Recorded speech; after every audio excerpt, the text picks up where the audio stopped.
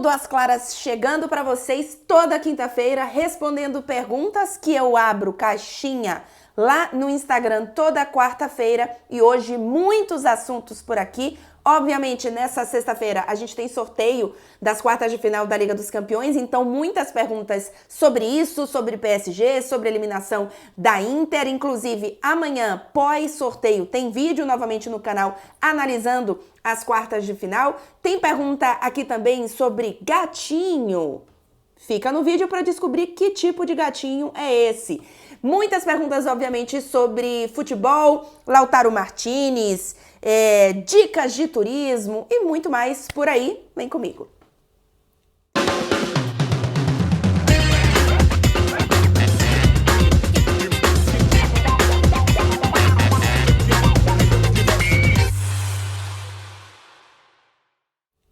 Muito bem, então, um recadinho importante, dois recadinhos importantes que, na verdade, são sobre perguntas que foram feitas por aqui. A gente tem Tudo às Claras toda quinta-feira aqui no canal e o Jair Lima, 1997, perguntou: Clara, você torce pro Bahia ou pro Vasco? Ou pros dois? Assisti a entrevista no Jô e você era vascaína. Jair Lima, eu já respondi com muitos detalhes esta pergunta em um outro Tudo às Claras, que eu vou colocar aqui o link para vocês, porque tá bem detalhada. Vale a pena, vocês que gostam de ter essas perguntas com respostas mais curtas e curiosidades, pegar aí para maratonar os Tudo às Claras que temos toda quinta-feira, que a chance de uma pergunta sua ter sido já respondida através de outro YouTube espectador é grande, então fica aí a dica, beleza, Jair Lima? Teve mais gente, em especial nesta caixinha de perguntas, perguntando sobre isso. Como é? Não, é Iugi Trugal, é isso? Ou I-U-G-H-I Trugal pergunta: Lautaro treme em momentos decisivos? Cara, eu recebi outras perguntas aqui. Lautaro pipocou. O Lautaro bagre. Lautaro não sei o quê. Cara, assim, primeiro, eu não gosto. Não foi o seu caso. Você perguntou se ele treme nos momentos decisivos. Eu não gosto da história do pipocou, a história do... sei lá, termos neste nível. Porque estamos falando, gente, desculpa, em jogadores de altíssimo nível. Ainda que dentro desse altíssimo nível a gente tem, obviamente, jogadores em prateleiras diferentes. Cara, é um jogador de futebol profissional num nível altíssimo que a gente não é capaz de estar.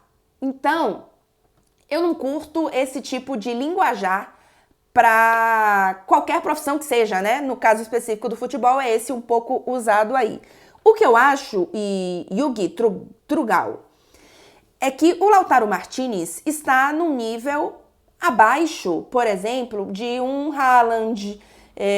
Obviamente aí não vou nem citar aqui Cristiano Ronaldo e tal, mas estou falando assim, pensando nos jogadores mais atuais, um Mbappé, jogadores que são decisivos, um Kane, um Lewandowski, que ainda que não faça uma grande temporada, a gente já teve grandes temporadas dele como artilheiro, né?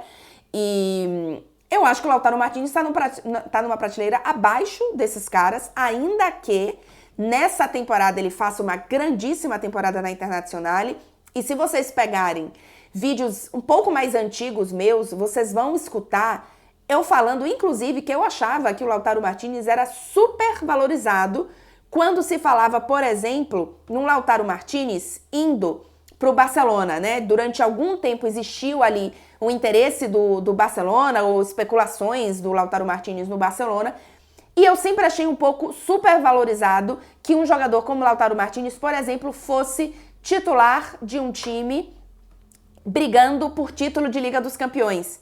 E foi exatamente o que aconteceu na temporada passada. Mas é verdade que é um jogador, repito, numa prateleira abaixo, talvez, dos grandes craques que a gente tem uma mentalidade e uma qualidade, enfim, e um conjunto de ferramentas no indivíduo que fazem com que eles estejam acima dos outros. Então, eu acho que o Lautaro Martinez na temporada passada foi uma grande temporada, mas foi uma temporada do Lautaro Martinez e da própria Inter, né? Mais irregular, tanto é que não é campeã italiana. Nessa temporada é uma Inter e um Lautaro Martinez mais regulares, melhores do que a Inter e o Lautaro Martinez da temporada passada.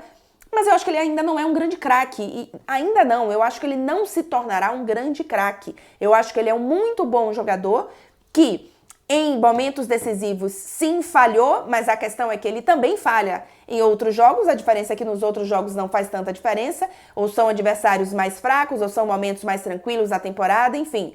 A gente já viu isso acontecer na seleção argentina, na própria temporada passada, na final, o Lautaro e o Lukaku também perderam chances.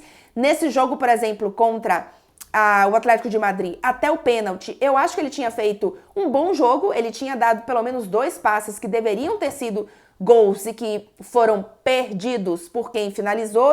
O do Thuram, para mim, talvez é o pior deles, como chance perdida. Então, eu não sei se ele treme em momentos decisivos, o Yugi Trugal. Eu acho que ele não é o craque que vai simplesmente decidir todos os jogos decisivos. Eu acho que ele não é esse craque, eu acho que ele não é esse jogador. Então, não sei se é porque ele treme. Eu acho que é porque ele não é esse jogador. Giovanni.b. Giovanni D.B.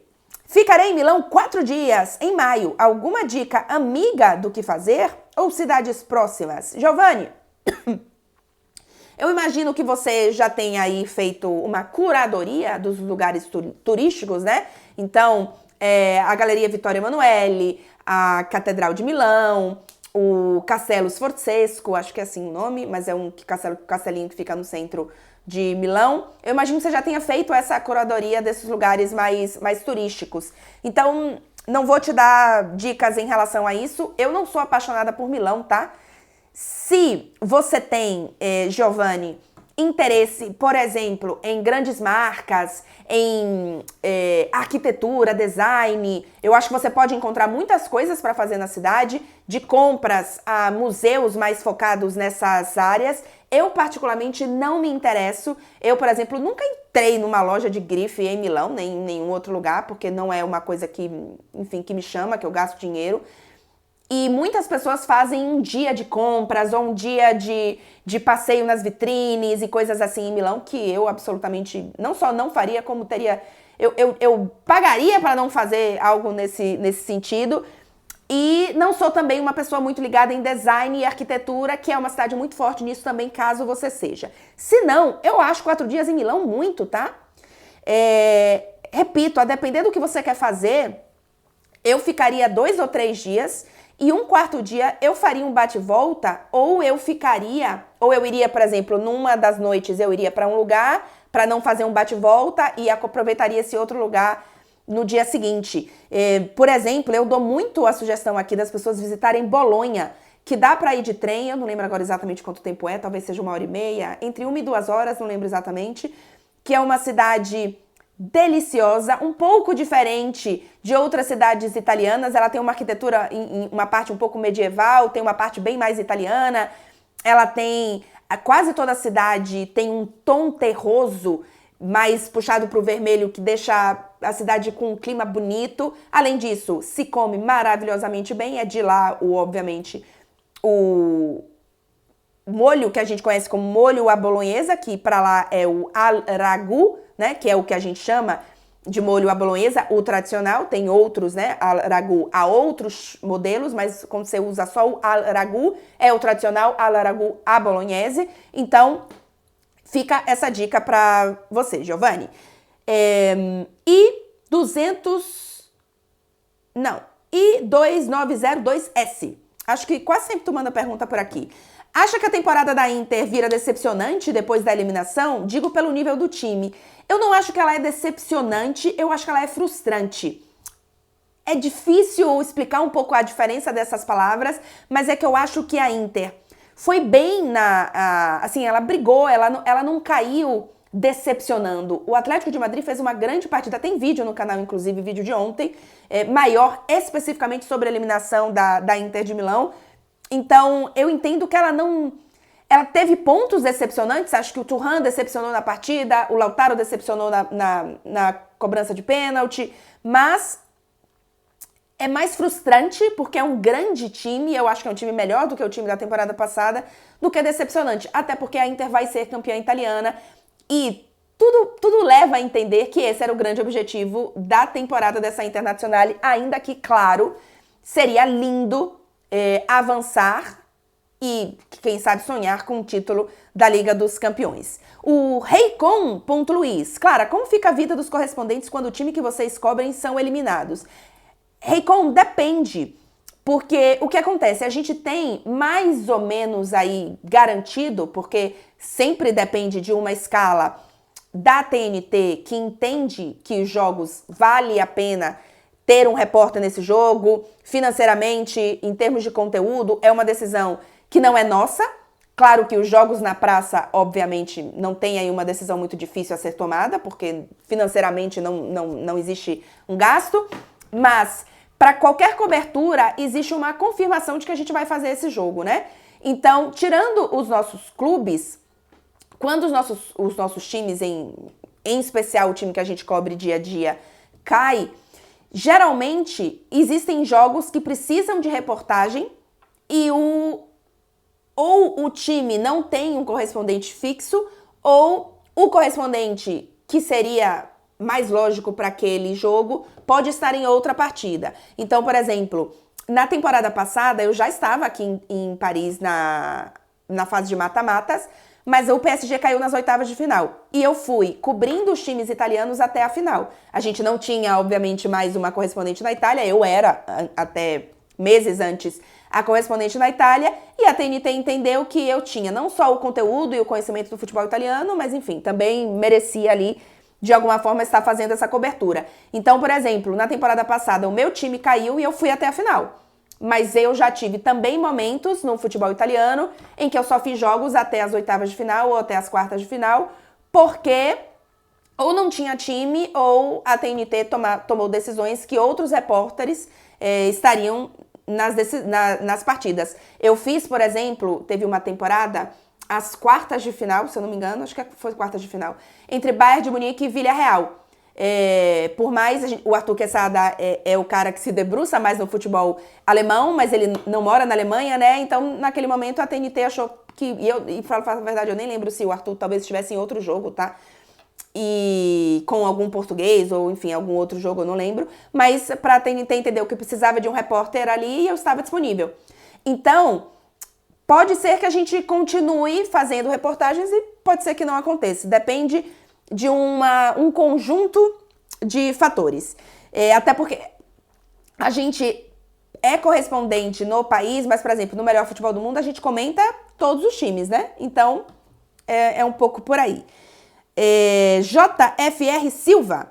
A ida de Mbappé para o Real pode transformar Vini em um atacante igual a troca que Cristiano fez? Eu não sei se a troca é igual, JFR, na verdade eu não acho que ela é igual, porque são características diferentes desses jogadores, mas eu acho que, caso se confirme do Mbappé ir para o Real Madrid, eu acho que vai acontecer um ajuste de posicionamento, porque eu não acho possível que o Mbappé vá para a ponta esquerda e o Vinícius vá para o banco. Eu não acredito na possibilidade disso acontecer. Então, a gente teve até um melhor futebol do mundo outro dia falando um pouco sobre isso. A gente tem visto, em especial nos últimos jogos, e talvez seja um caminho, e talvez seja apenas uma coincidência que isso tenha acontecido um pouco mais, mas acredito que não, porque o próprio Vinícius deu uma entrevista falando um pouco sobre isso, de posicionamento, que o Vinícius tem tomado algumas decisões de posicionamento diferentes do que a gente imaginava em outros momentos. Não só aquele típico e talentosíssimo ponta esquerda de velocidade e drible, mas também um cara que ataca os espaços. O gol dele contra o Leipzig nas oitavas de final da Liga dos Campeões, para mim, é perfeito para ilustrar isso.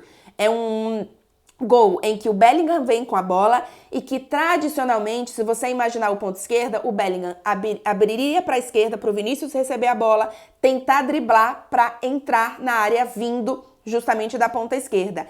E o Vinícius não faz isso. O que ele faz? Antes de receber a bola, ele já ataca o espaço vazio, entrando na área, né, antes da bola ser entregue para ele, e aí ele só finaliza.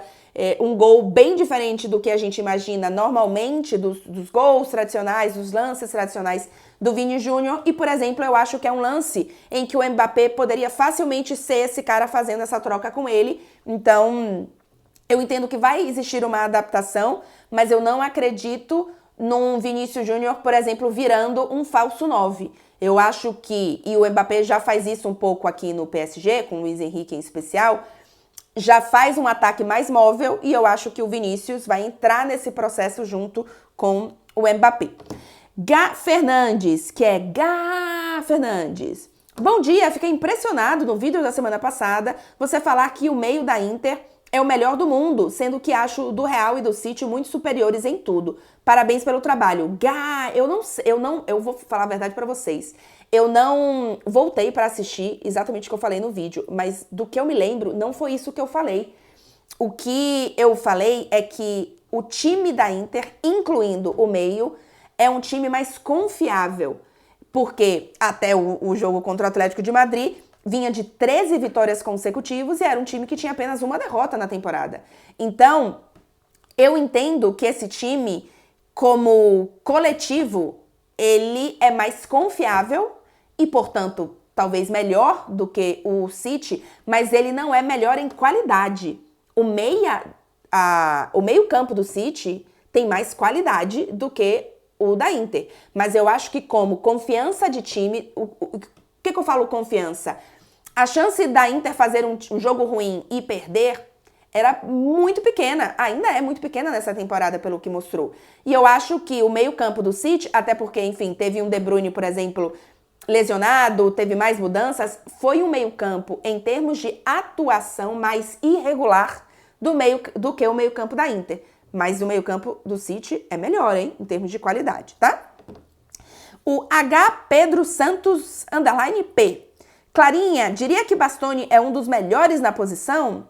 Parênteses, preciso desses dados para um debate. Não é exatamente um dado, né, o H. Pedrosa Santos, mas para mim, sim, ele é um dos melhores zagueiros da posição. O Bastoni tem a qualidade não só como zagueiro, mas de saída de bola, de maturidade, de presença na área. A gente vê muitas vezes o Bastoni sendo um cara participando muito nas construções das jogadas e avançando muito até o ataque, porque coletivamente, como eu já tenho falado muito aqui da Inter, tem jogadores que voltam para cobrir justamente esse posicionamento. A gente teve, por exemplo, sem ser o jogo da Liga dos Campeões, o jogo anterior pelo campeonato italiano acho que foi contra o Bolonha, acho que foi esse o gol, que é um passe dele para o Bissek fazer o gol, e é um jogador que tem uma segurança muito grande. Para mim, é um dos melhores zagueiros da atualidade, tá? Mas não está... Eu acho que o fato dele não estar jogando... Se ele estivesse jogando na Premier League, vocês iam estar aqui, ó, Bastoni gênio, tá? Não vou mentir pra vocês, não. Mas pra mim, é sim. Não tenho nenhuma dúvida disso aí. E o conjunto... Só tem uma coisa. A gente só nunca viu o Bastoni jogando numa defesa tradicional de 4, tá? Porque ele normalmente joga numa defesa A3, onde ele, inclusive, avança aqui, né? Mais pela esquerda. E a Inter joga de uma forma posicional muito específica, enfim. Então, a gente só nunca viu ele jogar A4, numa defesa A4. E aí, só para te dar de dados, por exemplo, a Inter tinha, até o início agora das quartas de final, né? Até o início das oitavas de final, no caso, a melhor defesa da Liga dos Campeões, tinha empatado contra os times, mas assim, tinham sofrido acho que 5 gols, ninguém tinha sofrido menos gols, ninguém tinha números melhores. Tem a melhor defesa entre as principais ligas europeias. Então, obviamente, isso faz parte não só do time coletivo, mas também das peças que tem na defesa. Guido Melo. O Barcelona é o time mais fraco dessas quartas de final? Hein, Clara? Discordo, Guido. Pra mim é o Dortmund. Ainda que consigo ver o Dortmund eliminando o Arsenal? Consigo. Consigo ver o Dortmund eliminando o Bayern? Consigo. O Bayern é já mais difícil, né? Coitado do Dortmund com o Bayern. Mas eliminando o PSG, até consigo, apesar de que eu acho que é o melhor adversário para o PSG nessas quartas de final. Mas eu acho que o menos temido nessas quartas de final é o Dortmund e não o Barcelona. O Cláudio A1, querido Cláudio, que tá sempre por aqui, perguntando, já viu alguma cena de violência ou algo perigoso aí em Paris? Violência não, Cláudio, é muito difícil violência aqui, assim, não existe violência no dia a dia urbano, né? Como a gente tem, por exemplo, os assaltos nas grandes cidades do Brasil, muitos dos assaltos têm violência, né? Tem arma, tem ameaça de arma branca, enfim. E aqui é muito difícil a gente ter isso. A gente tem muito golpe, porque é uma cidade muito turística, né? Então, essas grandes cidades turísticas, gigantes, tem muito golpe desses caras que fingem que são ambulantes, que tentam colocar uma pulseira em você e aí depois fazem você pagar aquilo. Muita gente que bate carteira. Isso tem muito aqui, não é uma coisa só de Paris, em especial nas áreas turísticas. E a única coisa que eu já vi foi em metrô, e eu fico bem atenta hoje em dia em metrô, algo que eu não ficava tanto antes, porque eu não morava em uma cidade turística, eu quase não usava metrô, inclusive. Turim até então tinha uma linha de metrô e que pra mim não servia de nada.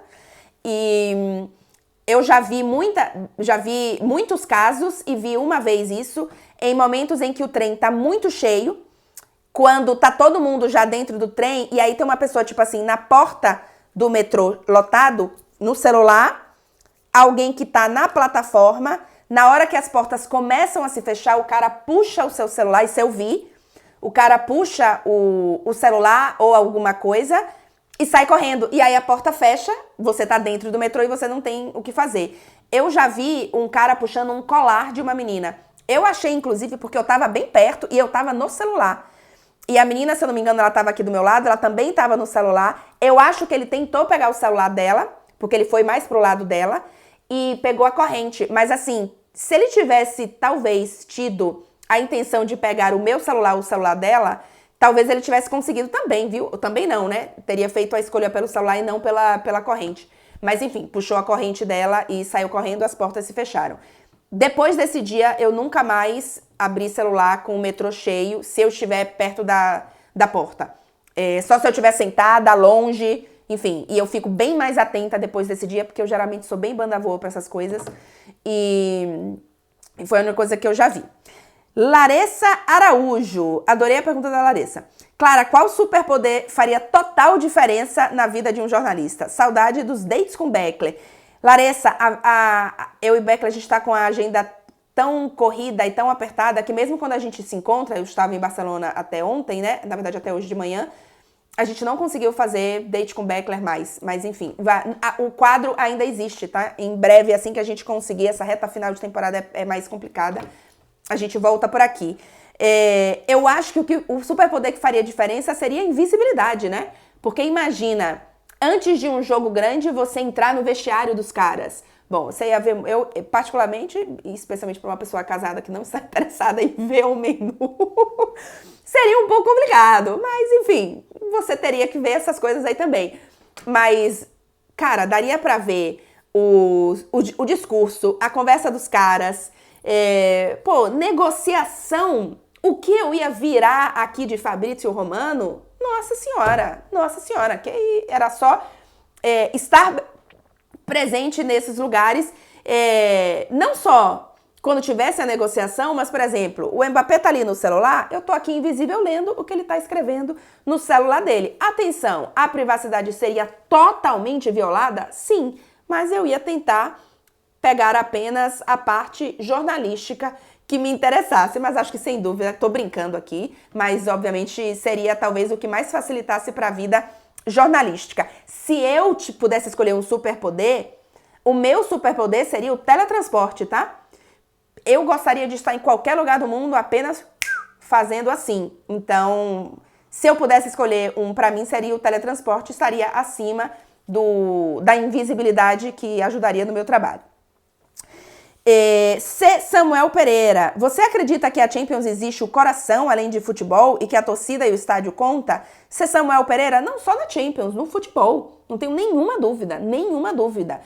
Uma das grandes, talvez a principal graça do futebol é que ele tem um componente de imprevisibilidade que tem um ingrediente importante do coração, da paixão, do quanto que a torcida gritou, da pressão que um estádio pode fazer. Tudo isso são ingredientes que fazem com que o futebol seja imprevisível. Então, para mim, não existe nenhuma dúvida que existe coração além de futebol. Se Mbappé sair, a Clara volta para a deliciosa Itália. Tolerdomanica. Eu já respondi isso em outros vídeos. No meu TikTok, inclusive, também tem respostas sobre isso. E não é simples assim, né, Toledo? Não é simples assim, mas sendo muito simples, não. Por enquanto, não. Inclusive, a gente passou aqui de 25 minutos de vídeo. Eu esqueci de pedir para vocês curtirem e assinarem, se inscreverem no canal. Se você ainda não tá inscrito, super me ajuda a deixar o like, galera, aí não custa nada. Se você tá aqui até os 25 minutos, é porque você curtiu o vídeo, ou tá curtindo o vídeo, então deixa o like aí. Gabriel Fratari. Vi um vídeo antigo seu falando que torcia pro Vasco, mas sempre vejo você falando do Bahia. Qual o seu time? O meu time é o Bahia, Gabriel, e repito, lá no início do vídeo, o meu primeiro recado é justamente falando sobre isso, dando o link para vocês que ficaram com essa dúvida, onde eu explico melhor. Qual o time mais conhecido do Brasil nos países que você trabalhou? Moisés Ramos, 33, 32. Normalmente é o Santos, normalmente, por conta do Pelé. Aí depois você pode escutar, já escutei ali Palmeiras, já escutei Flamengo, mas assim, é bem pouco, viu? O principal é o Santos, por conta do Pelé. O principal é o Santos, por conta do Pelé.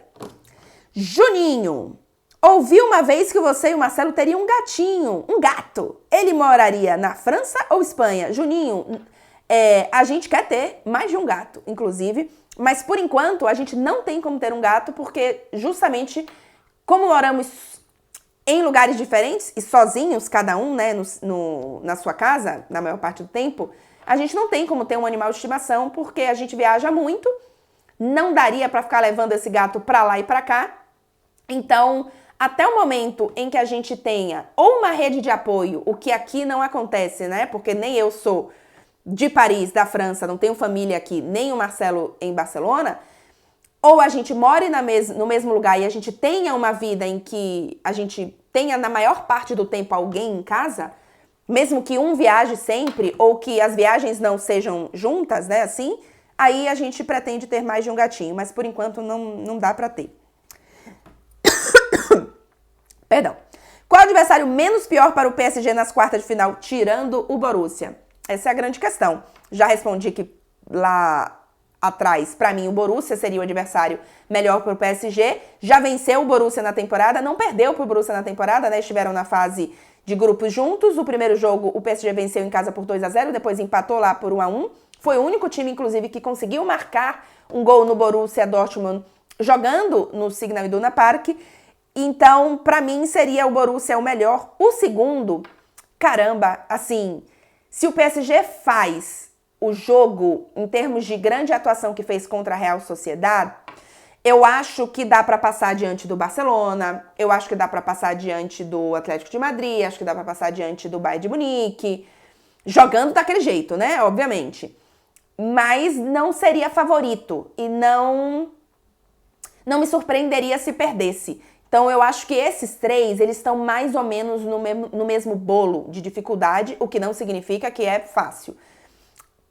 Porque diante, por exemplo, de Real Madrid, City e Arsenal, pelo que fez na temporada, ou faz na temporada, e não pelo que mostrou nas oitavas de final, eu entendo que coletivamente o PSG ainda está atrás. E eu acho que contra Bayern de Munique, Barcelona, Atlético de Madrid, são times mais irregulares na temporada e times que mostraram mais fragilidades. Mas veremos o que acontece. Luan Oliveira, prof. Faltou nessa Inter um jogador estilo Vini Júnior que em uma individualidade mata o jogo? Sim, Luan, faltou. Eu disse aqui já algumas vezes e acho que eu falei no vídeo da Inter. Coletivamente, pra mim, esse time da Inter não tem uma fragilidade, não tem um ponto fraco. Mas ele tem, talvez, 2 pontos fracos em termos de Competitividade. Primeiro, o nível dos atacantes reservas e segundo, a falta de uma grande estrela que resolve justamente um jogo em que o time não está tão bem. Até então isso não tinha acontecido, tá? E por isso que era um ponto fraco que a gente não tinha visto ainda. Até então, a Inter sempre conseguiu vencer com o seu coletivo, mesmo não jogando tão bem. O próprio primeiro gol da Inter contra o Atlético de Madrid é um gol coletivo. Não é um gol numa jogadaça de um jogador só, mesmo quando a Inter não fazia uma grande partida. Mas o coletivo sempre tinha aparecido. Dessa vez, o coletivo até funcionou para um gol, mas não funcionou para depois. E faltou uma grande estrela, que não significaria a classificação, mas eu acho que sim, eu acho que é um ponto fraco desse time da Inter.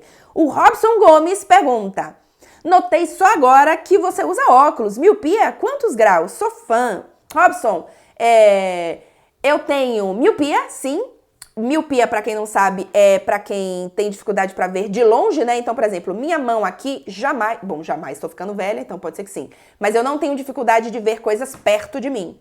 Mas coisas longe, tipo uma placa, o número da camisa do jogador lá embaixo no estádio, isso eu não consigo ver. Eu já tive, quando eu era mais nova, 5 graus de miopia, mas eu fiz quando eu tinha uns 20 anos, até um pouquinho por aí, 21 anos, eu fiz a cirurgia corretiva, porque o meu grau já estava estabilizado.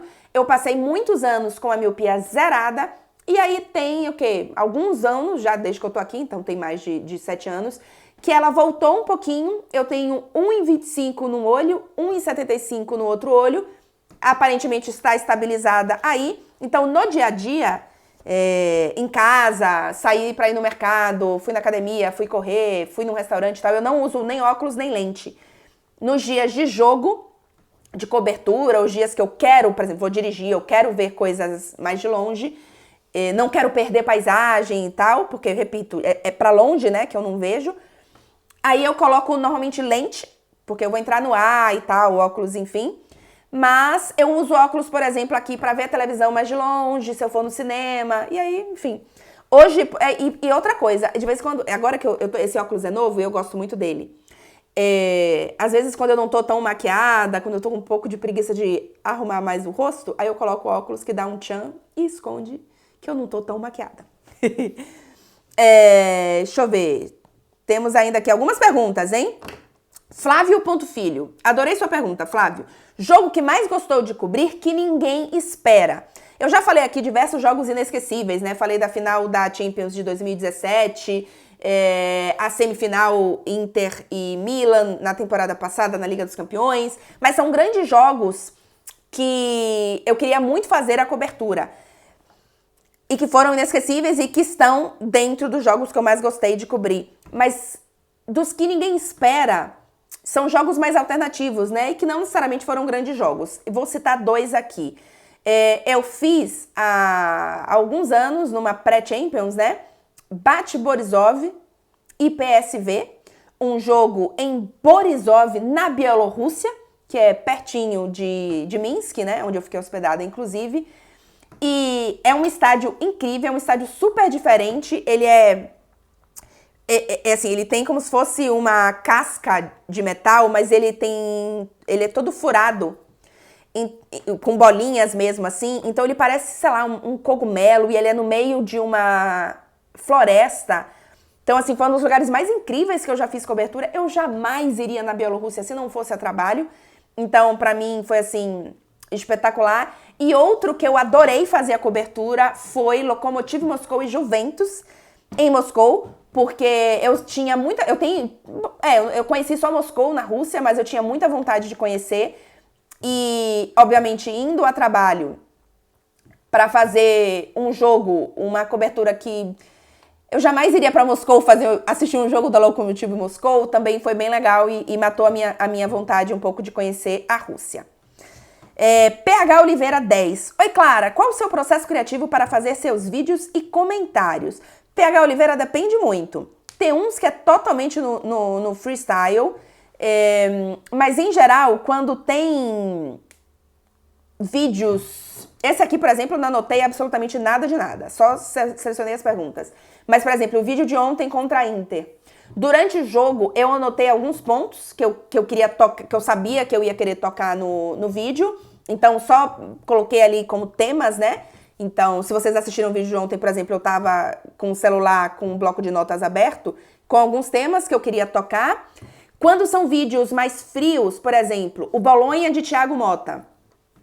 Eu tento sempre, nem sempre dá, tá, gente? Então, às vezes é super seco nesse sentido, sem ter nada lúdico. Mas eu gosto de ter coisinhas lúdicas no processo. Então, por exemplo, contra o Bolonha, é até meio óbvio, eu brinquei com os 5 ingredientes que fazem do Bolonha o time que é. Então, obviamente, brinca com o molho, a bolonhesa e ingredientes, né? Então, eu gosto de fazer esse tipo de coisa e aí eu faço um roteirinho. Então, por exemplo, nesse são 5 ingredientes. Então, são 5 pontos ali, destacando por que o Bolonha joga assim, por que esses pontos fazem com que o Bolonha tenha sucesso, enfim. Então, eu normalmente faço um roteirinho nesse sentido. Às vezes, eu preciso pensar muito numa ideia diferente. Às vezes, não tem ideia diferente nenhuma. É só fazer os temas ali que eu quero tocar, os tópicos que eu quero tocar, e aí vamos falando.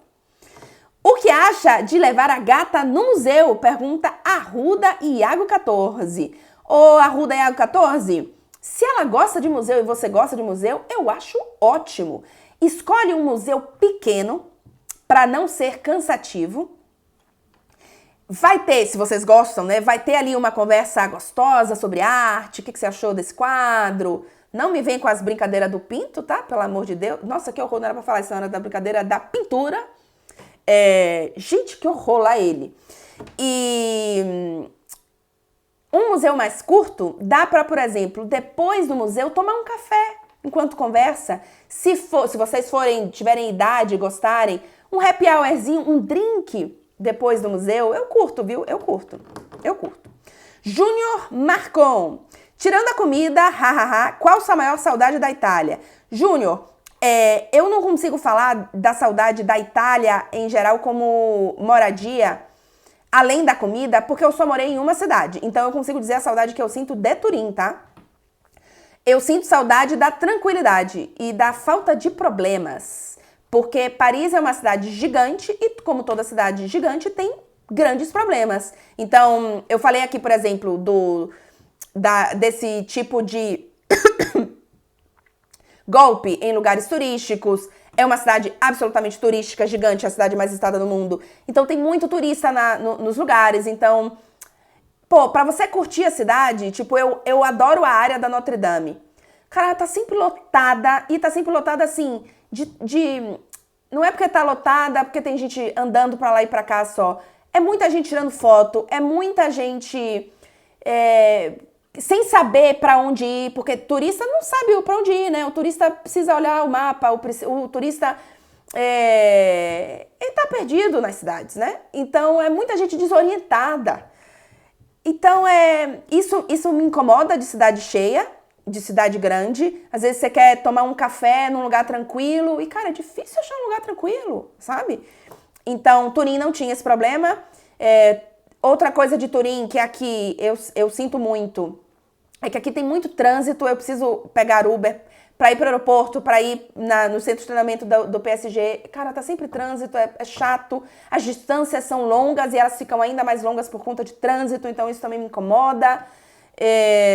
Então eu sinto basicamente isso, falta de tranquilidade e qualidade de vida, porque Turim é uma cidade muito mais barata que Paris, então eu tinha uma liberdade financeira que em Paris eu não tenho. Então essas são as coisas que eu sinto mais saudade assim.